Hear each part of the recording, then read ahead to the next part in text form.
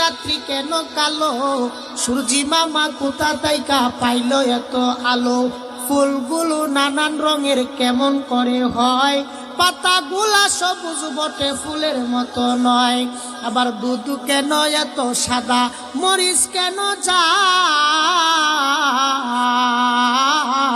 আমগুলা পাকলে বলো কেমনে হয় তা লাল, আবার পশু পাখি কয় না কথা, মানুষ কেন কয়, বলো বলো ওগো মানুষ এসব কিসের ইশারাই হয়, কার ইশারাই হয়, গুনে তার ফসল ভালো, গাই গুনে তার ঘি, বাবু গুনে বেটা ভালো, মা গুনে তার জি, তরকারির মতো তরকারি হলে অল্প জালে সিজে, আকলবান ব্যক্তি যারা ইশারাতে বুঝে, বেকুব নাদান রেখে বুঝাইতে পারে, কথা কোন ঠিক কিনা, নদীর কুল ভাঙে ও কুল ভরে, এই তো নদীর খেলা,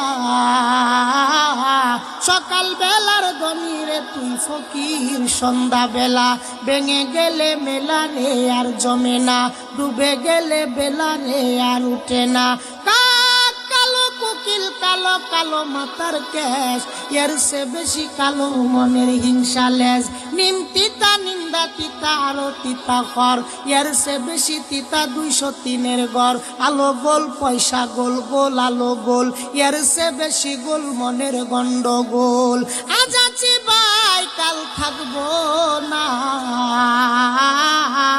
কবরে যেতে হবে একটু সামানা তৈরি করো না, হাতের বান্ধে বুঝা গেল আর হাত নাড়াইবার শক্তি নাই, পায়ের বান্ধে বুঝা গেল পা নাড়াইবার শক্তি নাই, মাজার বান্ধে বুঝা গেল উইটা বসার শক্তি নাই, ডাইনে মাটি বামে মাটি, মাটির হবে বিছানা, উপর দিকে চায়া দেখো কাঞ্চা বাঁশের সামানা, কথা কোন ঠিক কিনা, আমার আল্লাহ হলো রহমান, আমার আল্লাহ হলো সত্তার, আমার আল্লাহ হলো গফফার, আমার আল্লাহ হলো হাকিম, আমার আল্লাহ হলো সবুর, আমার আল্লাহ হলো গফুর, বান্দা গুনাহ কইরা মজা লয়, আর আমার আল্লাহ বান্দার গুনাহগুলা মাফ কইরা মজা পায়, সুবহানাল্লাহ। আপনি যদি দুইটা হাত উপরে তুলে বলেন কত গুনাহ করছি মাবুদ গোপনে, মাফ কইরা দেও ও গো আল্লাহ তোমার নিজি গুণে, তুমি যদি মাফ না করো আল্লাহ বন্দারে, বলো তোমার বন্দা যাইব কার দ্বারে, বলেন তো দেখে আল্লাহ মাফ করতে পারে না পারে, আলিকি জুড়ে লা ইলাহা, হাজুর সে লা ইলাহা ইল্লাল্লাহ, জুড়ে লা ইলাহা ইল্লাল্লাহ, জুড়ে লা ইলাহা, জুড়ে লা ইলাহা, ভাইজান ঋষিকা চলে না চালক সারা, নৌকা চলে না মাঝি সারা, আরে দুনিয়া চলে না আল্লাহ সারা, মুমিন চলে না জিকির সারা, লা ইলাহা জুড়ে লা ইলাহা, লা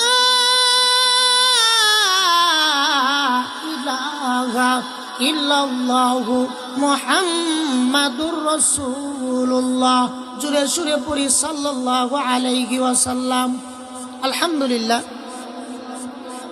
ঠেঙ্গের কান্দা যুব সমাজের উদ্যোগে, কবরবাসীর উদ্যোগে দ্বিতীয় বার্ষিক সম্মেলন, উক্ত সম্মেলনের সম্মানিত সভাপতি, প্রধান অতিথি বিশেষ অতিথি এবং আমার সামনে উপবিষ্ট আছেন এই এলাকার মুরব্বিয়ানি আজম এবং পর্দার আড়ালে অবস্থানরত আছেন আমার মা ও বোনেরা, ছোট কচি কাচারা, সকলেই একবার আল্লাহর দরবারে শুকরিয়া আদায় করে বলে আলহামদুলিল্লাহ।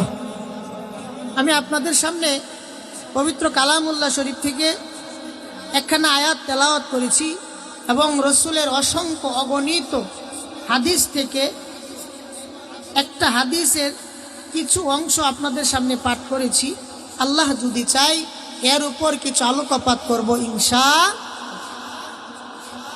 আমার আল্লাহ পাক রব্বুল আলামিন ঈমানদারদেরকে ডাক দিয়া বলতেছে, ইয়া আইয়ুহাল্লাযীনা আমানুস্তাঈনু বিস-সাবরি ওয়াস-সালাহ। হে ঈমানদার, যারা ঈমান এনেছো, যারা ঈমান এনেছো, আমি আল্লাহরে বিশ্বাস করো, আমি আল্লাহর কিতাব সমূহকে বিশ্বাস করো। যা কিছু হয় না কেন গো, দুনিয়ার মধ্যে যা কিছু হয় সব আল্লাহর ইশারায় হয়, ওইটা বিশ্বাস করো। আল্লাহর কিতাবের প্রতি বিশ্বাস স্থাপন করেছো, রসুলের প্রতি বিশ্বাস করেছো এবং রসুলের উপর কিতাব নাজিল হয়েছে ওইটার উপরও বিশ্বাস স্থাপন করেছো। ভালো কিছু হয় আল্লাহর ইশারায়, খারাপ কিছু হয় আল্লাহর ইশারায়। আমি আজকে অসুস্থ হয়েছে এটা আল্লাহর ইশারায়, আবার আমি আজকে সুস্থ হয়েছি এটাও আল্লাহর ইশারায়। আমি আজকে কি দিয়া খাইব এটাও আল্লাহর ইশারায়। আমি আজকে জায়গায় বয়ান করব এটাও আমার মালিকের ইশারায় হয় না হয়। সুতরাং যা কিছু আছে সব কিছু আল্লাহ করে, কথা কোন ঠিক কিনা? এ আল্লাহর উপর আমরা ঈমান এনেছি। আমার আল্লাহ তাআলা ডাক দিয়া বলেন, ইয়া আইয়ুহাল্লাযীনা আমানুস্তাঈনু বিস-সাবরি ওয়াস-সালাহ। হে ঈমানদারগণ, তোমরা আমার কাছে সাহায্য চাও দুইটা জিনিসের মাধ্যমে। বলেন কয়টা? আল্লাহ কয় তোমরা আমার কাছে সাহায্য চাও দুইটা জিনিসের মাধ্যমে। একটা হলো নামাজের মাধ্যমে, আর একটা হলো ধৈর্যের মাধ্যমে। বন্ধু আমার, ও এলাকার মুসল্লিরা শুনো, রাত্রটা যখন গভীর হয়ে যায়, পশু পাখিগুলা যখন আপন নিরালায় ঘুমিয়ে পড়ে, বন্ধুরে ও এলাকার মুসল্লিরা, রাত্র যখন নিঝুম হয়ে যায়, পশু পাখিগুলা যখন আপন নিরালায় ঘুমিয়ে পড়ে, ছোট্ট সন্তান তার মায়ের কোলে যখন ঘুমায়া যায়, গরুগুলা গোহাল ঘরে যখন ঘুমায়া যায়, ও বন্ধু তাম পৃথিবীর মানুষ যখন ঘুমায়া যায়, ঠিক তখন তুমি উঠবা, ওইটা একটু ঠান্ডা পানি দিয়া ওযু বানাইবা, যাই নামাজটা লইয়া আমার আল্লাহর দরবারে 2 রাকাত নামাজ পড়িবা, 2 রাকাত নামাজ পড়িবা, সালাত 2 রাকাত নামাজ পড়িয়া ধৈর্যের সাথে আল্লাহর কাছে চাইবা, আল্লাহ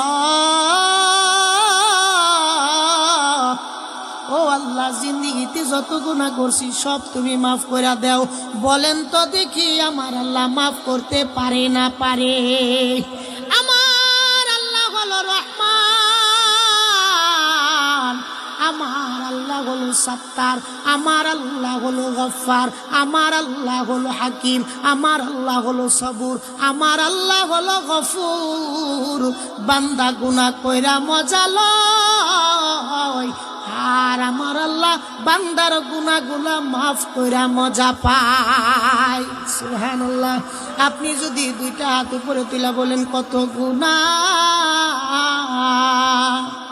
করছি মাবুদ গোপনে, মাফ কইরা দেও ও গো আল্লাহ তোমার নিজি গুণে। তুমি যদি মাফ না করো আল্লাহ বন্দারে, বলো তোমার বান্দা যাইব কার দ্বারে? বলেন তো দেখে আল্লাহ মাফ করতে পারে না পারে? সুতরাং আল্লাহর কাছে সাহায্য চাইতে হবে কয় জিনিস দ্বারা? দুইটা জিনিস দ্বারা।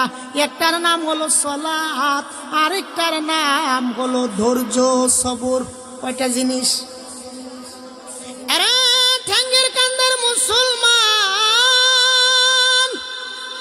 অপরদার আড়ালের মা গো শুনো, আল্লাহর কাছে দুইটা জিনিস দিয়া তুমি চাইবা, আল্লাহর কাছে দুইটা জিনিস লইয়া তুমি চাইবা। যদি চাও আমার আল্লাহ নিশ্চয়ই তোমারে দিবে। কথা কম দিবে না দিবে? কিন্তু আমাদের মধ্যে তো ধৈর্যটাই নাই। কথা কোন আসেনি? আল্লাহ যদি একটু খালি অসুখ আম করে দেয়, আমরা কই যে আল্লাহ খালি আমারই দেয়। কথা কোন ঠিক কিনা? অথচ মাওলা যারে পছন্দ করে আল্লাহ তারই অসুস্থ দেয়। মাওলা যারে পছন্দ করে না তারে দুনিয়া দিয়া সন্তুষ্ট বানায় দেয়। আর আল্লাহ যারে প্রকৃত পক্ষে ভালোবাসে, মাওলা যারে প্রকৃত পক্ষে ভালোবাসে, তারে মাওলা দুনিয়া দেয় না, তারে মাওলা আখেরাত দেয়।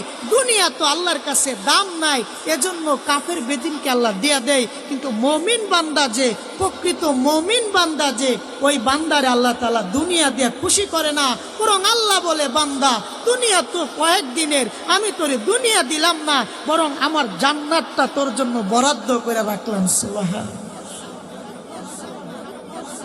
ও কাস্টেঙ্গের কান্দার মুসলমানেরা শুনো, আমার আল্লাহ কয় ধৈর্যের মাধ্যমে যদি তুমি আমার কাছে চাইতে পারো, আমি আল্লাহ তোমারে দিয়া দিয়াম। কারণ আল্লাহ কয় ইন্নাল্লাহা মা'আস সাবিরিন, আমি আল্লাহ ধৈর্যকারীদের সাথে আছি। কেমন ধৈর্য আমাদের ধরতে হবে? ধৈর্যের দৃষ্টান্ত দিয়েছিল জামানার নবী হযরতে আইয়ুব আলাইহিস সালাম। কেমন ধৈর্য ছিল রে ভাই! আইয়ুব এমন ধৈর্যের অধিকারী ছিলেন, এমন ধৈর্য তার ছিল গো। ও আমার মুসল্লিরা শুনো, ও এলাকার মা বোনেরা শুনো, তোমারে যদি আল্লাহ কয় তুই আমারে নামাজ পড়স না কে, আপনি উত্তর দেন আল্লাহ ফুলাফানের কারণে নামাজ পড়তে পারি না। এরম দেয় না দেয়? আসরের ময়দানে আমার আল্লাহ হযরতে হাওয়া আলাইহিস সালাম রে দাঁড় করাইবে, আদম আলাইহিস সালামের স্ত্রী হাওয়া আলাইহিস সালাম রে দাঁড় করাইবে। বলে, হাওয়া রে তুই একটু তোর মুখ দিয়া বিবরণ দে। হাওয়া বলবে, শুনো, আমি আল্লাহর পক্ষ থেকে 120 বার হামেলা হয়েছি, 239টা সন্তানের মা হয়েছি, এরপরেও 1 সেকেন্ডের জন্য আমি আল্লাহরে ভুলি নাই। আর দুনিয়ার মানুষ মাত্র 3-4টা সন্তানের মা হইয়া তুমি আল্লাহরে ভুইলা গেলা। সন্তানের কারণে নামাজ পড়তে পারো না, সন্তানের কারণে রোজা রাখতে পারো না, সন্তানের কারণে কোরআন পড়তে পারো না। ও পর্দার আড়ালের মা গো, একটু খেয়াল করে শুনো। ওই দিন আল্লাহ তাআলা হাওয়ারে দেখ দিয়া বলবে, আমার হাওয়া 239টা সন্তানের মা হইয়াও, 239টা সন্তানের জননী হইয়াও আমি আল্লাহরে 1 সেকেন্ডের জন্য ভুলে নাই। আর তুমি মাত্র 3-4টা সন্তানের মালিক হইয়া, 3-4টা সন্তানের মা হইয়া আমি আল্লাহরে ভুলে গিয়েছো। তাল বাহানা চলবো নি? আল্লাহর দরবারে কোনো তাল বাহানা চলতো না। আবার কিছু কিছু মহিলারা আল্লাহর দরবারে বলবে, আল্লাহ গো আমার স্বামীটা বালা আছেন না, আল্লাহ আমার স্বামী আমার নামাজ পড়ার লেগে দিছে না, আমার স্বামী শুধু আমারে দিয়া কাম করাইতো, আমারে খালি জ্বালা যন্ত্রণা করতো। আল্লাহ বলবে, আমার আসিয়া কই রে, আমার আসিয়া কই রে? আমার আসিয়ার স্বামী তো ছিল কাফের, আমার আসিয়ার স্বামী এমন একটা জালেম ছিল যে নিজের আল্লাহ দাবি করত। তাল ফাইবা না রে বন্ধু। এরা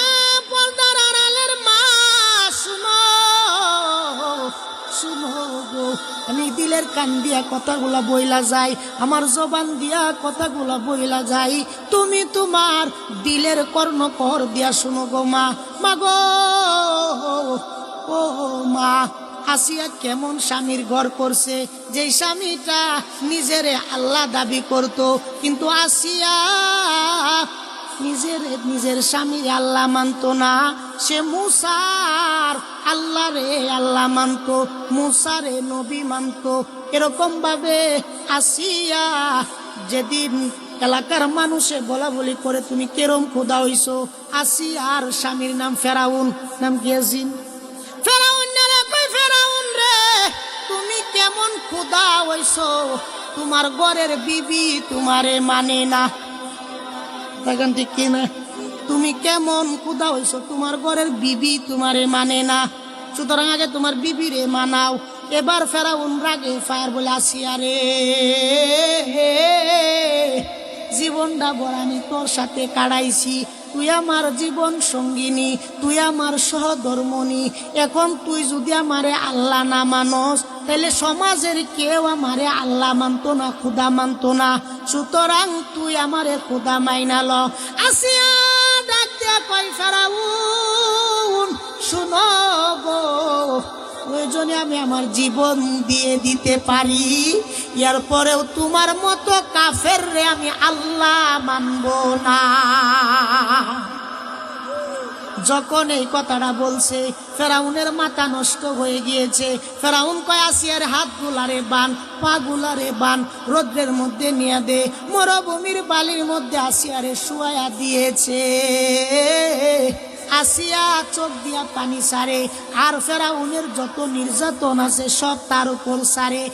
এরপরে আসিয়া কয়, যদি তুমি আমারে মারতে মারতে দুনিয়া থেকে বিদায় করে দাও গো, খুদার কসমের পুরে আমি তোমারে খুদা মানব না। যখন আমাগর এলাকার বেটেনে কইব, আমাগর এলাকার মহিলারা কইব, আল্লাহ গো, জামাইডার কারণে নামাজ পড়তারছি না, আল্লাহ গো, এই জামাইডা খালি আমার কথায় কথায় মারতো, আল্লাহ গো, হের কারণে নামাজ পড়তেছি না। আল্লাহ ডাক দিয়া কইব, আমার আসিয়া কই, তুই একটু আয়া সাক্ষী দে, আসিয়ার জামাইয়ের মতো পৃথিবীর আর কোনো জামাই নাফরমান কাফের হতে পারে না। কথা কোন ঠিক কিনা? বন্ধু আমার, আসিয়ার কেমন ধৈর্য ছিল গো, আসিয়ার কেমন ধৈর্য ছিল। আসিয়ারে যখন দুইটা হাত চলিতে চড়াইয়া বাইদা আসিয়ার শরীরের মধ্যে তীর মারে, এমনকি একটা তীর আসিয়ার লজ্জাস্থানের মধ্যে মারছে। আসিয়ার জুড়ে একটা চিৎকার মাইরা দুনিয়া থেকে চলে গিয়েছে। আল্লাহ ডাক দিয়ে কই, আসিয়া তোমার যে ধৈর্য ছিল গো, আমি আল্লাহ কোরআনের মধ্যে বলেছি, ইন্নাল্লাহা মা'আস সাবিরিন, যে ধৈর্য ধারণ করবে আমি আল্লাহ তার সাথে আছি।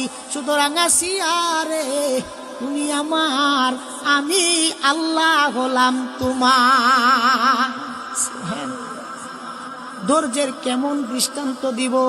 এরা আমার ঠ্যাঙ্গের কান্দার মুসলমান, শোনো গো, ধৈর্য কেমন ছিল আইয়ুব আলাইহিস সালামের, ধৈর্য কেমন ছিল।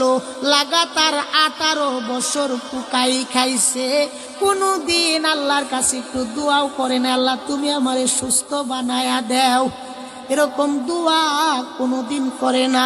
শয়তান আল্লাহর কাছে যায় কয়, আল্লাহ গো, তোমার আইয়ুব তোমার ইবাদত করে না। বলে, কার ইবাদত করে? তুমি তারে ধন সম্পদ দিয়েছো, তুমি তারে রাজা বানাইছো, তুমি তারে সন্তানাদি দিয়েছো, তুমি তারে বিবি দিয়েছো, এজন্য সে তোমার ইবাদত করে, নাইলে করলো, নইলে তুমি তার সন্তানগুলা নিয়ে নেও, দেখবা তোমার আইয়ুব তোমার ইবাদত করবে না। যখন আল্লাহ তাআলার সাথে শয়তানের চ্যালেঞ্জ হইল, বলে ঠিক আছে, আইয়ুবের সন্তানগুলার একে একে আল্লাহ তাআলা নিয়ে নিয়েছে।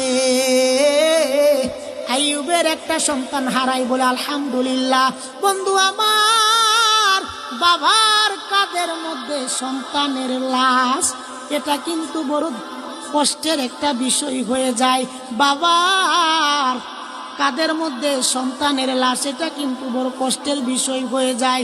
আইয়ুব আলাইহিস সালামের পরেও ধৈর্য ধারণ করে আর বলে আলহামদুলিল্লাহ আলহামদুলিল্লাহ। কিছুদিন পরে আবার তার ইবাদতের গতি বাইরে গেছে। এবার আল্লাহ আবার শয়তান রে কয়, কিরে আমার আইয়ুব তো আবার ইবাদতের পাওয়ার বাড়াইয়া দিছে। তুই না কইছিলি ইবাদতের পাওয়ার কোন না যাইব গা, তো না তুই ইবাদতের পাওয়ার বাইরে গেছে। এবার কিছুদিন পরে শয়তানে কয়, আল্লাহ তুমি আইয়ুব আলাইহিস সালামের ধন সম্পদ গুলা চিনে আনো, দেখবা ইবাদত ছাড়া দিব। নাউজুবিল্লাহ কয় না। তো কিছুদিন পরে আবার আইয়ুব আলাইহিস সালামের ধন সম্পদ গুলা আল্লাহ ছিনায় নিয়েছে। এরপরেও আইয়ুব আলাইহিস সালামের ধন সম্পদ যখন নিয়েছে তখনও বলে আলহামদুলিল্লাহ। আল্লাহ ডাক দিয়া বলে, আইয়ুব রে, জীবনে কত পাগল দেখলাম, তুই কেমন পাগল? সন্তান নিলাম বললে আলহামদুলিল্লাহ, এবার তোর ধন সম্পদ নিলাম বললে আলহামদুলিল্লাহ। বলে আল্লাহ, যখন আমার সন্তান ছিল তাদের পিছে সময় দিতাম, তোমার ইবাদত ভালো করে করতে পারতাম না, তুমি আমার সন্তানগুলা নিয়ে নিয়েছো, আমি তোমার ইবাদতের গতি আরো বাড়ায় দিলাম। এখন তুমি আমার সম্পদ নিয়েছো, এখনো আমি বললাম আলহামদুলিল্লাহ। তার কারণ হলো আমার ধন সম্পদের টেনশন দূর হয়ে গিয়েছে, সময় বাইরে গেছে, আমি তোমার ইবাদতের পাওয়ার বাড়ায় দিব। সুবহানাল্লাহ। এলাকার মুসলমান শোনো গো, আইয়ুব আলাইহিস সালামের ইবাদতের পাওয়ার খালি বাড়তেছে। এবার শয়তানে ডাক দিয়া কয়, আইয়ুব রে, আল্লাহরে ডাক দিয়া শয়তানে কয়, আল্লাহ গো, তুমি আইয়ুব রে এত সুন্দর সুন্দর বিবি দিছো, আইয়ুবের শরীর এত সুন্দর দিছো, তারে যদি তুমি অসুস্থতা দান করো তাহলে সে আর তোমার ইবাদত করবে না। আল্লাহ তুমি তার একটু অসুস্থতা দাও। সুবহানাল্লাহ কয় না। মাইকের ইকু বাড়ায় দাও, সাউন্ড বাড়ায় দাও।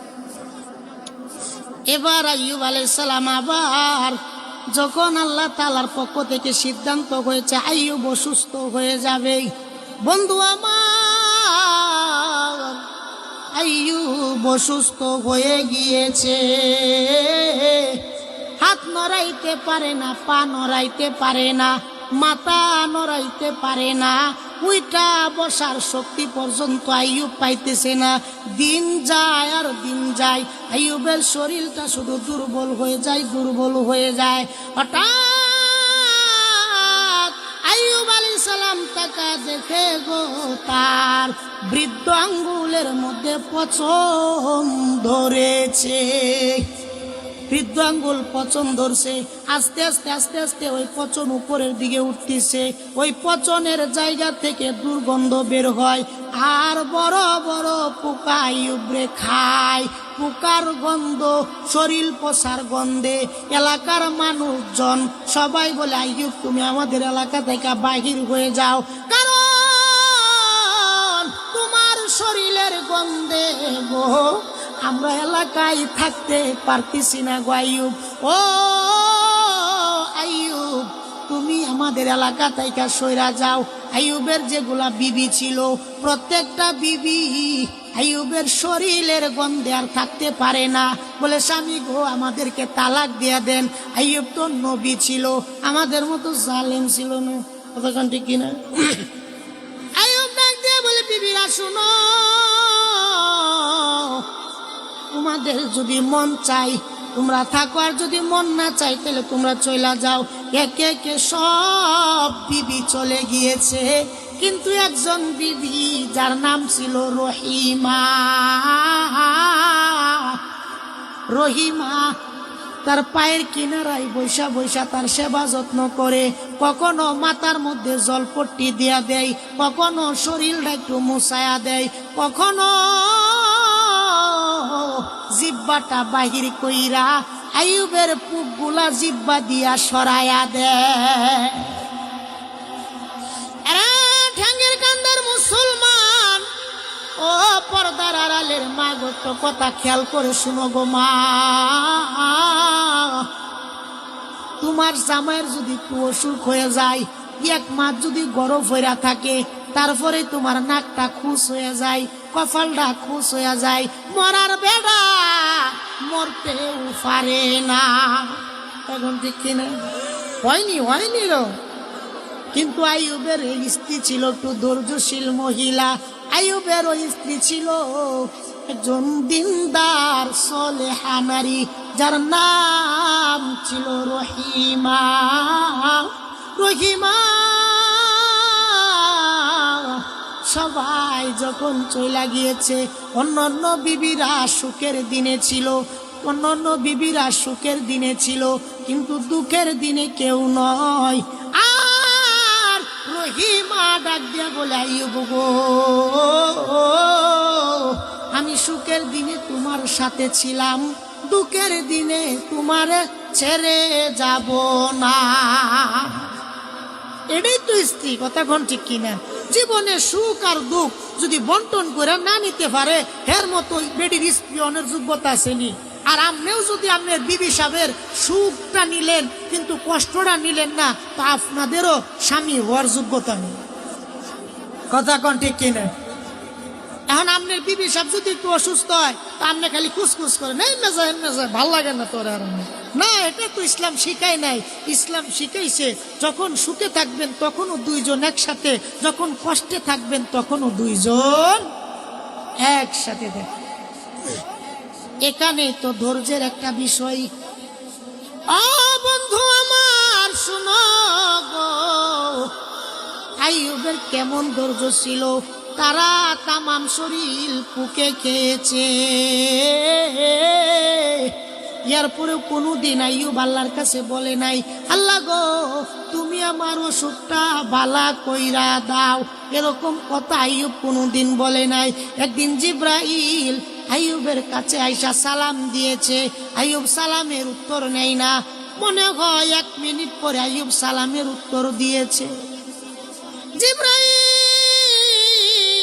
ডাক দিয়া কয়, আইয়ুব গো, সালামের উত্তর দিতে তো দেরি করলা কেন? আইয়ুব ডাক দিয়া বলে, জিব্রাইল, আল্লাহর 2টা মেহমান আমার মুখের মধ্যে খাবার খাইতেছিল। পোকা নামক 2টা মেহমান আমার মুখের মধ্যে খাবার খাইতেছিল। এমন অবস্থায় যদি আমি সালামের জবাব দেই, ওই পোকাগুলা কষ্ট পাইব, ভালো করে খাবার খাইতে পারতো না। এজন্য আমি সালামের জবাব দেরিতে দিয়েছি।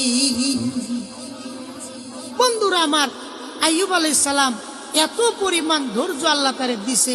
18 বছর তারে পুকে খেয়েছে, এরপরেও কোনোদিন আল্লাহর কাছে একবার বলে নাই, আল্লাহ তুমি আমারে ভালো করে দিয়েছো। বলবো ইনশাআল্লাহ। তো এবার আইয়ুব আলাইহিস সালামের ধৈর্য ছিল কিরকম? ধৈর্য ছিল, এই আইয়ুব আলাইহিস সালাম কিছুদিন পরে যখন আল্লাহ তাআলা ধৈর্যের পরীক্ষা নেওয়া শেষ হয়েছে, এরপরে আল্লাহ তাআলা আইয়ুব আলাইহিস সালামকে সুস্থ করে দিয়েছে। বলি সুবহানাল্লাহ। এরপর আরেকটা পরীক্ষা হলো, আইয়ুবের যে স্ত্রীগুলা ছিল ওই স্ত্রীর মধ্যে একটা পরীক্ষা হয়ে গিয়েছে যে সব স্ত্রী আইয়ুব তোমারে ভালোবাসে না, সব স্ত্রী আইয়ুব তোমারে ভালোবাসে না, শুধুমাত্র একটা স্ত্রী ব্যতীত আর কোনো স্ত্রী তোমারে ভালোবাসে না। এটাও আল্লাহ তাআলা বুঝায়া দিয়েছে। কথা কোন ঠিক কি? ধৈর্যের কেমন ধৈর্য থাকতে হবে? যার ধৈর্য আছে আল্লাহ পাক তার সাথে আছে না নাই? আমার আল্লাহ কয়, ইন্নাল্লাহা মা'আস সাবিরিন। যদি তুমি ধৈর্য ধারণ করো, আমি আল্লাহ তোমার সাথে আছি। বন্ধু আমার, কেমন ধৈর্য আমাদের ধারণ করতে হবে একটু সাহাবায়ে কেরামদের থেকে শিক্ষা নেই। ও বন্ধু, একজন সাহাবীর নাম ছিল বেলাল। আফ্রিকা জঙ্গলের কালো বেলাল ছিল, কিন্তু তার ধৈর্য কেমন ছিল? হাবশির গোলাম বেলাল রে সকালে মার দেয়, সারাটা রাত্র গোলাম রে মারে, বেলাল রে উদ্বা মারে, বেলাল রে সাইবা মারে, বেলাল রে সবাই একের পর চাবুক দিয়ে আঘাত করে। আর বেলাল শুধু জুড়ে জুড়ে একটা চিৎকার মারা বলে, আহা আহাত তো একটা চিৎকার দেয়। আবার যখন সকাল হয়ে যায়, বালু কোনার মধ্যে বেলাল রে শুয়ায়া দেয়। ওই ক্ষত বিখ্যাত জায়গার মধ্যে যখন গ্রীষ্মের রোদের মধ্যে বালুগুলা গরম হয়, ওই বালুর মধ্যে বেলাল রে শোয়া দেয়। বেলাল জুড়ে একটা চিৎকার মাইরা বলে, আল্লাহ কষ্ট দে, আমি মনে কিছু নেই না গো আল্লাহ, দুনিয়ার সবাই যদি আমারে কষ্ট দেয় আমি বেলাল মনে কিছু নিব না, কিন্তু তুমি আল্লাহ আমি বেলাল রে ভুইল না। এখন ঠিক কিনা? বেলাল ধৈর্য ধারণ করার পরে দিয়া বেলালের কিরকম মর্যাদা আল্লাহ দিয়েছিল শুনবেননি? বেলাল দুনিয়ার জমিনের মধ্যে হাঁটতো, আর ওই হাঁটার আওয়াজ আল্লাহর জান্নাতে পাওয়া যাইতো। আল্লাহ রসুল মেরাজের রজনীতে গিয়েছে। মেরাজের রজনীতে যখন রসুল গিয়েছে, জান্নাতের ভিতরে প্রবেশ করেছে, জাহান্নামের ভিতরে আল্লাহ রসুল গিয়েছে। তো জান্নাতের ভিতরে যখন যাইব, গেটের সামনে যা দেখে কে যেন হাঁটাহাঁটি করে। আল্লাহ রসুল ডাক দিয়া বলে, জান্নাতের ফেরেশতা শোনো গো, ও জান্নাতের ফেরেশতা, জান্নাতের ভিতরে কে হাঁটে? বলে জানি না। বলে কে হাঁটে? টোকান লাগায়া দেখো। ফেরেশতা ডাক দিয়া কই, রসুল গো, জান্নাতের ভিতরে কে হাঁটে জানেননি? বলে কে? বলে আপনার কালো বেলাল সাহাবী দুনিয়ার জমিনে হাঁটাহাঁটি করে, আর তার হাঁটার আওয়াজ জান্নাতের মধ্যে পাওয়া যায়। বেলালের দাম আছে না নাই? বেলাল আজান না দিলে রাত্র শেষ হইতো না। বেলাল আজান দিত মদিনায়, আর ওই আজান আল্লাহর আরশ মহল্লা পর্যন্ত শোনা যাইতো না যাইতো। কেন জানেননি? কারণ বেলাল কষ্ট করেছে। রাসূলের আরেকজন সাহাবী যার নাম ছিল আবু হুরাইরা, এমন কষ্ট করেছে গো, আল্লাহর রাসূলের খানকার মধ্যে খায়া না খায়া পয়রা থাকছে। খাইলেও আল্লাহর রাসূলের খানকা সারে নাই, না খাইলেও রাসূলের খানকা সারে নাই, রাসূলের হুজরা সারে নাই। একদিন তার এমন অবস্থা হয়েছে, খাবার নাই, 3 দিন যাবৎ খাবার না পাইয়া মিক্রি বেরামের মতো ছটফট করতেছে। মানুষে মনে করছে তার মিক্রি বেরাম হইছে, সবাই যায় তার স্যান্ডেল দিয়া বাইরাই, চামড়ার জুতা তারে শুঙ্গায়, কিন্তু সে আর বলতে পারে না আমার মিক্রি বেরাম না, আমি 3 দিন যাবৎ খাবার পাই নাই। এরকম ধৈর্য ধারণ করার পরে দিয়া আল্লাহ তার শান এবং মান কোথায় নিয়ে রাখছে জানেননি? একদিন সে গভর্নর হইয়া, বাদশাহ হইয়া চেয়ারের মধ্যে বৈশা ময়লা পরিষ্কার করে। সুবহানাল্লাহ। রেশমি রুমাল চিনেন আপনারা? আরে আগের যুগের বাদশারা যেটা ব্যবহার করত, বাদশারার স্ত্রীরা রেশমি শাড়ি ব্যবহার করত, ওই রেশমি কাপড় দিয়া তার নাকের ময়লা পরিষ্কার করে। আগে 3 দিন খাবার পাইতো না, কিন্তু ধৈর্যের কারণে আল্লাহ তো বলেছে ইন্নাল্লাহা মা'আস সাবিরিন, ধৈর্য ধারণ করবা, আমি আল্লাহ তোমার সাথে আছি। ধৈর্য ধারণ করার পরে দিয়া এই আবু বকর আল্লাহ এত সম্মান দিয়েছে, এত সম্মান দিয়েছে, এত সম্মান দিয়েছে, সে রেশমি রুমাল দিয়া নাকের ময়লা পরিষ্কার করে। সুবহানাল্লাহ। বন্ধু আমার, কেমন ধৈর্য ধারণ করতে হবে গো আমাদের। আল্লাহর রসুলের কেমন ধৈর্য ছিল। আল্লাহর রসুল কাফের জমিনে মাইর খাইছে গো, আল্লাহর রসুল উহুদের জমিনে মাইর খাইছে। কাফের জমিন রসুলের রক্ত দিয়া লাল হয়ে গিয়েছে। রসুল রে পাথর মারে, পাগল বইলা পাথর মারে। বন্ধু রসুল রে পাগল বইলা পাথর মারে, কিন্তু রসুল ধৈর্য ধারণ করে এক একটা পাথর রসুলের গায়ে আইসা পড়ে, আর শিলা বৃষ্টির মতো রক্ত রসুলের শরীর টাইকা যায়। রসুলের রক্ত তায়েফের জমিন লাল হয়ে গিয়েছে। এরপরে একদিন জিব্রাইল আইসা, রসুল যখন বেহুশ হয়ে গিয়েছে, জিব্রাইল আইসা কয়, রসুল গো, ও মায়ার রসুল, আপনি যদি অনুমতি দেন আমি তায়েফবাসীরে 2 পাহাড়ের চাপ দিয়া গ্রাস করে ফেলবো, কারণ যে তায়েফবাসী আমার রসুল রে কষ্ট দিয়েছে, যে তায়েফবাসী আমার রসুলের শরীরে পাথর মারছে, ওই রসুল বলে, জিব্রাইল শোনো গো, আমি তো দয়ার নবী, আমি তো মায়ার নবী, আমি তো রাহমাতুল লিল আলামিন, সুতরাং আমার দ্বারা বদদুয়া হতে পারে না, আমি তো ধৈর্যশীল নবী। জিব্রাইল শোনো, হয়তো তারা আমি নবীরে চিনে নাই, কিন্তু তাদের ঘর থেকে যারা আসবে তারা আমি নবীরে চিনবে। কেমন ভালোবাসতো রসুল রে, হে রাসূল তোমায় ভালোবাসি, অন্তরে শুধু মুখে নয়, জান্নাতের আশায় নয় হে রাসূল, জাহান্নাম কেউ ডরি নাই, তোমায় ভালোবেসে মন ছুটে যায় মদিনায়, এ আশিকের সুর যদি শুনিতে পাও, আর দূরে তাকিও না। চিৎকার দিয়া বলি মারহাবা। আগো রাসূল, আজকের এই টাঙ্গের কান্দার জমিন থেকে আপনার কাছে একটা দরখাস্ত জানাই, রসুল গো, হাউজে কাউসারের পানি আপনার হাতে পিলায়ও, রসুল গো, রাত্রটা যখন গভীর হয়ে যাবে, ঘুমের ঘরে একটু স্বপ্নে দেখায়ও, বলে আমি নবী বিনে কে ধরাবে ফুলসিরাত মিজানে, তখন ঠিক কিনা? ওগো নবীর উম্মতেরা,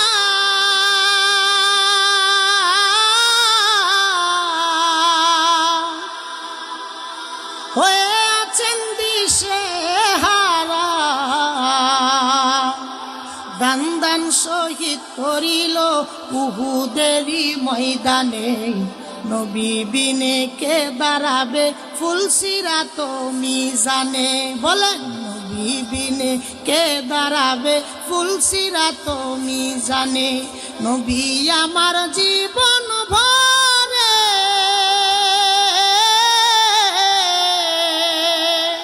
উম্মতের লাগি কষ্ট করে, কত মারা মারলো তারে উহুদেরই ময়দানে, নবী বিনে কে দাঁড়াবে ফুলসিরাত মিজানে, জুড়ে বলি মারহাবা। মোহতারাম, তো ধৈর্যটা যদি আপনার সাথে থাকে তো আল্লাহ তাআলা আপনার সাথে আছে।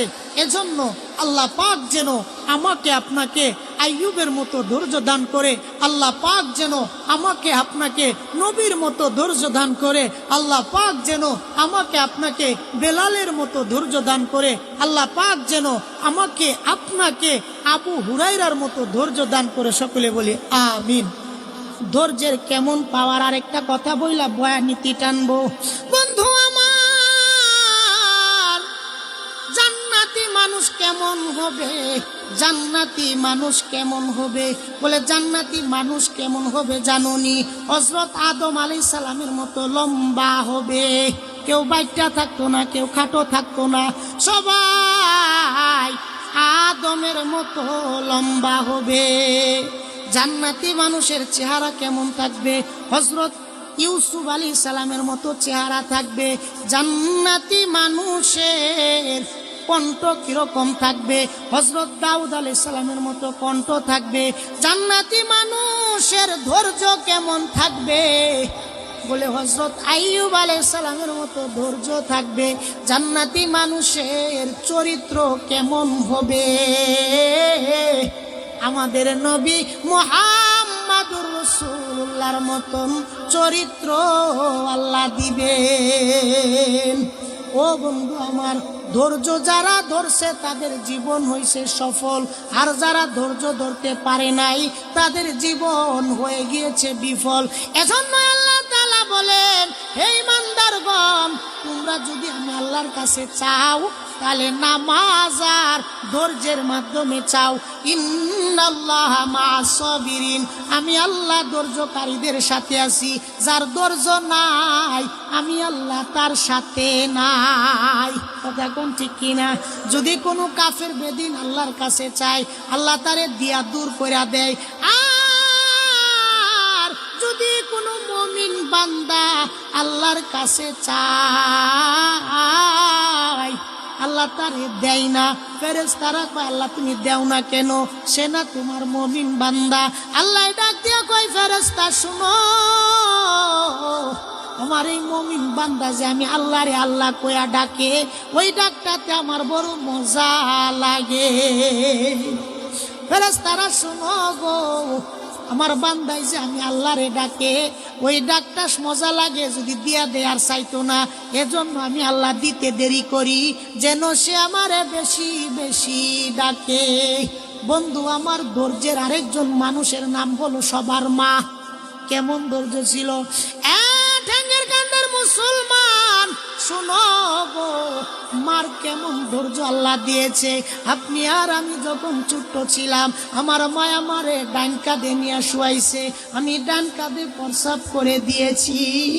আমার মাই আমারে বাম কাঁধে শুয়াইছে, আমি আর আপনি বাম কাঁধে প্রস্রাব করে দিয়েছি। আমার মা নিজে ভিজা জায়গার মধ্যে যায়া মায়ের শুকনা জায়গাটার মধ্যে আমারে শুয়াইছে, আমি আর আপনি ওই শুকনা জায়গা তো প্রস্রাব করে দিয়েছি। আমার মা নিজে ভিজা জায়গার মধ্যে শুয়া মায়ের বুকের উপরে লইয়া রাত্র কাটায়া দিছে, এরপরেও মা রাগ করে নাই। এজন্যই বলে, অর্ধেক বাজরা খাই গো মায়ের গুয়ে আর মতে, অর্ধেক বাজরা খাই গো মায়ের পুষ মাইশা শীতে। আবার যখন সকাল হয়েছে, তোমার পায়খানা প্রস্রাবের নেকড়া গোলা মা নিজের হাতে দইছে, কোনো গিন্না লাগে না, কোনো কিছুই লাগে না, বলে আমার মানিকের কাপড়। বন্ধু আমার, ওই মার দোয়া যদি তোমার সাথে না থাকে, তোমার জীবন হয়ে যাবে ধ্বংস। আর যদি মায়ের দোয়া তোমার সাথে থাকে, তোমার জীবন হবে উজ্জ্বল। কথা কোন ঠিক কিনা? জামানার নবী মুসা আল্লাহ রে ডাক দিয়া কই, আল্লাহ গো, দুনিয়াতে কত মানুষ তুমি আমার বন্ধু বানাইলা, আল্লাহ গো, জান্নাতে তুমি কারে আমার বন্ধু বানাইবা একটু দেখতাম চাই। আল্লাহ ডাক দিয়া কই, মুসা রে, জান্নাতে তোমার বন্ধু হবে অমুক বাজারের কসাই। আল্লাহ কয়, মুসা কয়, আমি তার একটু দেখতাম চাই। বলে বাজারে যা দেখো। বাজারে গিয়েছে, বলে কসাই বেড়া কেমনে আমার বন্ধু, একটু দেখার দরকার আছে না নাই? বন্ধু, এবার মুসা কসাই রে বলে, আমি আপনার বাড়িতে একটু মেহমান হতে চাই, আমি মুসাফির, বহুত দূর থেকে আসছি আপনার কাছে, আমি আজকে আপনার বাড়িতে মেহমান হতে চাই। গরিবের বাড়িতে যদি ধনী মেহমান আসে, গরিব খুশি হয়ে যায়, আর গরিবের ধনীর বাড়িতে যদি গরিব মেহমান যায়, গরিবি ধনী বেজার হইয়া যায়। কথা কোন ঠিক কিনা? কসাই ডাক দিয়া বলে ঠিক আছে ভাই, আমার মেহমান হয়েছ, তবে একটা শর্ত আছে। বলে কি শর্ত? বলে আমি গোস্ত বিক্রি করি, অবশিষ্ট যে গোস্তটা থাকবো ওইটা বাড়িতে নিয়ে আমি রান্না করব, রান্না করিয়া বুনা করিয়া আমার মারে আগে আমি খাওয়াবো, ইয়ার পরে আমরা দুইজনে খাবার খাবো। বলে ঠিক আছে চলো যাই। মুসা আর কসাই দুইজনে বাড়িতে গিয়েছে। ওই লোকটা গোস্ত বুনা করেছে, জুফরি থেকে একটা বৃদ্ধ মহিলারে তুলছে। যেই বৃদ্ধ মহিলাটা হাঁটতে পারে না, যেই বৃদ্ধ মহিলা চলতে পারে না, ওই মহিলারে তুইলা গোস্ত বুনা দিয়া রুটি খাওয়ায়া দেয়। এরপরে গোসল টুসল করায়া আতর গোলাপ লাগায়া আবার শোয়া দেয়। মুসা ওই ঘটনাটা দূর থেকে দেখতেছে।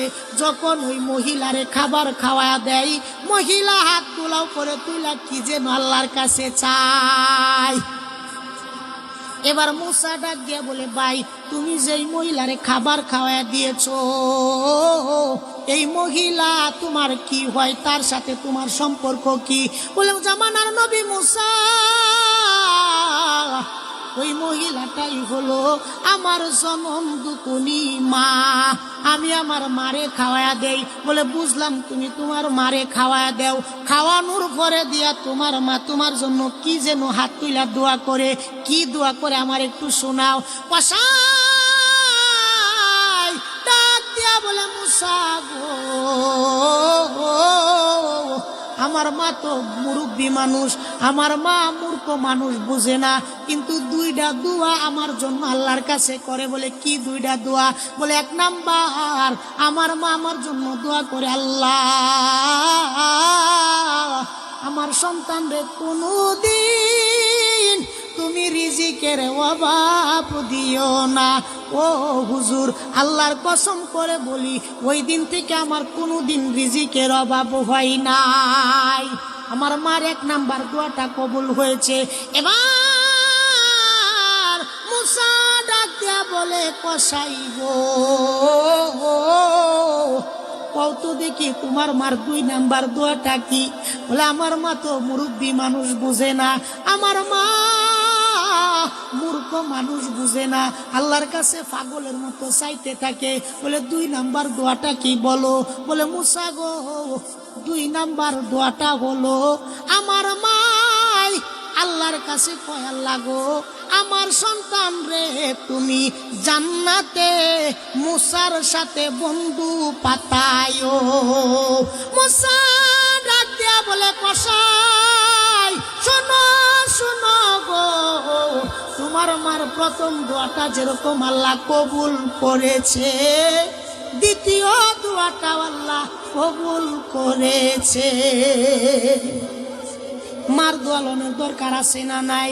বন্ধুরে, ও এলাকার মুসল্লিরা শুনো, ও এলাকার যুবক ভাইরা শুনো, মায়ের দোয়া যদি তোমার সাথে থাকে তোমার জীবন হবে সাকসেস। আর যদি মায়ের দোয়া তোমার সাথে না থাকে তোমার জীবন হবে আনসাকসেস। কথা কোন ঠিক কিনা? এজন্য মায়ের দোয়া নিবেন কে? কি একটু হাত তুলা দেখা দেয়। রব্বুল আলামিন, ও আল্লাহ, এখানে যারা আছে গো সকল রে মা ভক্ত বানায়া দেও। আল্লাহ গো এখানে যারা আছে সকলরে আপনি ধৈর্যশীল বানায়া দেও। আজকে যেভাবে এ মাহফিলের মধ্যে একসাথে আছি গো আল্লাহ, জান্নাতে আমাদেরকে একসাথে রাখিও। একটু জুড়ে বলি আমিন। মোহতারাম, আজানের সময় হয়ে গিয়েছে, তো আমি যে কথাগুলো বললাম আল্লাহ তাআলা যেন আমাকে আপনাকে আমল করার তৌফিক দান করে। আমি তো আপনাদের এলাকারই, মোটামুটি 1 বছর হয়েছে আপনাদের এলাকাতে আইছি। কেউ চিনে কেউ চিনে না। আমি ভুইয়া বাজার জামে মসজিদের খতিব, এবং পাশে একটা মাদ্রাসা আছে BSK দারুল উলুম মাদ্রাসা, এই আপনারা মনে চান্দু হুজুরের মাদ্রাসা বললে সবাই চিনে। ওই মাদ্রাসার মধ্যে আমি শিক্ষক হিসাবে আছি। আমার মুহতামিম সাহেব আমার খুব মহব্বত করে এবং উনি খুব ভালো মানুষ। আল্লাহ যেন ওনাকে আরো দীর্ঘ নেক হায়াত দান করে, যেন এই মাদ্রাসাটাকে আরো উপরে তোলার তৌফিক দান করে। এজন্য আমার মুহতামিম সাহেবের জন্য দোয়া চেয়ে, আমার জন্য দোয়া চেয়ে, আপনাদের সকলের জন্য আমি দোয়া করি, দোয়া চাই, মাফ করি, মাফ চাই, জানে মালে আল্লাহর হাওলা। তো একজনে বলছিল একটা গজল গাওয়ার জন্য আর কি। 27 বাজে 30 মনে হয় আজান, 2 মিনিট একটা গজল গাইব, শুনবেন তো?